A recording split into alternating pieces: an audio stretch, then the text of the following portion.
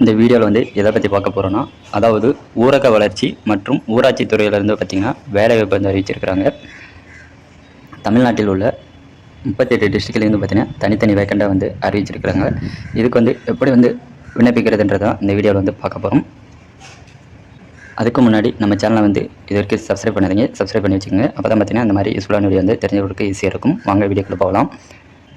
First இந்த வெப்சைட்டுக்கு வந்துக்குங்க. இந்த வெப்சைட்டுக்கான லிங்க் வந்து நான் கீழே டிஸ்கிரிப்ஷனில் வந்து கொடுத்துருக்கேன். இதற்கான நோட்டிஃபிகேஷன் வந்து பார்த்திங்கன்னா இதெல்லாம் வந்து வெளியிட்டிருக்காங்க. இங்கே வந்து ஃபர்ஸ்ட்டு கொடுத்துருக்காங்க பாருங்கள். இது வந்து கிளிக் பண்ணுங்கள். கிளிக் பண்ணிங்கன்னா உங்களுக்கான நோட்டிஃபிகேஷன் வந்து வெளியிட்டிருக்காங்க.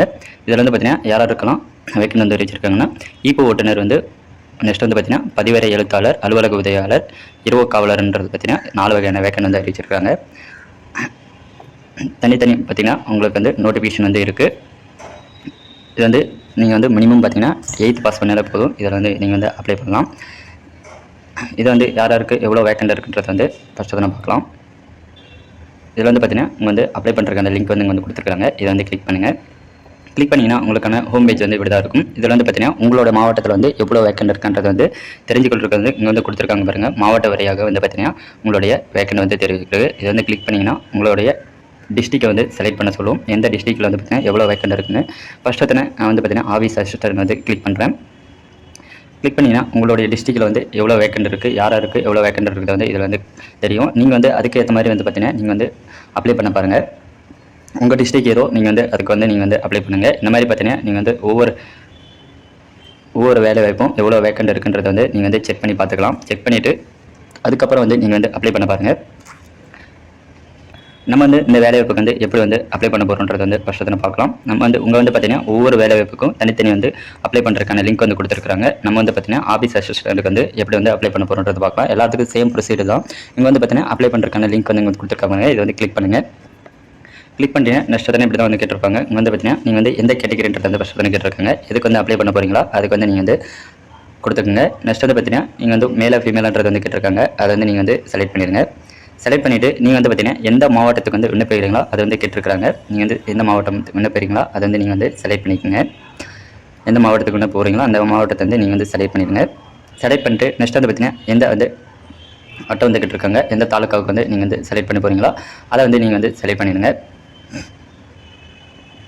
நெக்ஸ்ட் வந்து பார்த்தீங்கன்னா உங்களுடைய நேம் வந்து கேட்டிருக்காங்க. இங்கே வந்து உங்களுடைய நேம் இங்கே வந்து பார்த்தீங்கன்னா உங்களுடைய இன்சில் வந்து கேட்டிருக்காங்க. அதை வந்து நீங்கள் வந்து என்டர் பண்ணிடுங்க.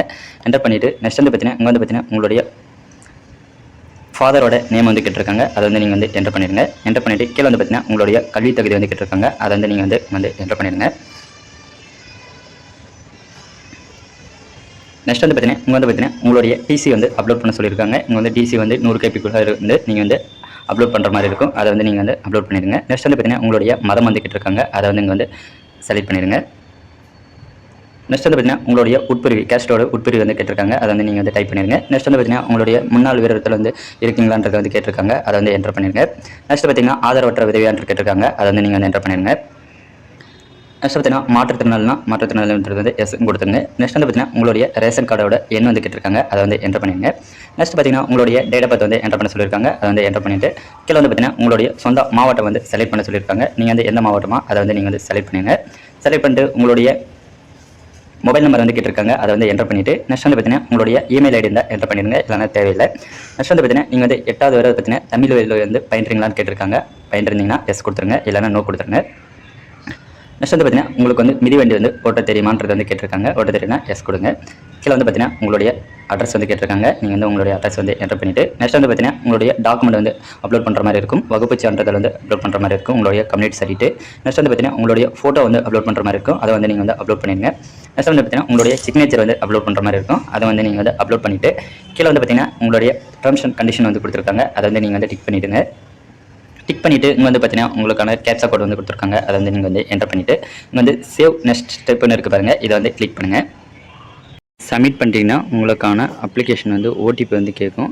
அதை வந்து நீங்கள் வந்து என்டர் பண்ணிட்டீங்கன்னா உங்களுக்கான அப்ளிகேஷன் வந்து சப்மிட் ஆகிடும். இப்படி தான் வந்து இந்த வேலைவாய்ப்புக்கு வந்து விண்ணப்பிக்கணும். இந்த வீடியோ வந்து பிடிச்சிருந்தால் லைக் பண்ணுங்கள். உங்கள் ஃப்ரெண்ட்ஸுக்கு வந்து ஷேர் பண்ணுங்கள் ஃப்ரெண்ட்ஸ்.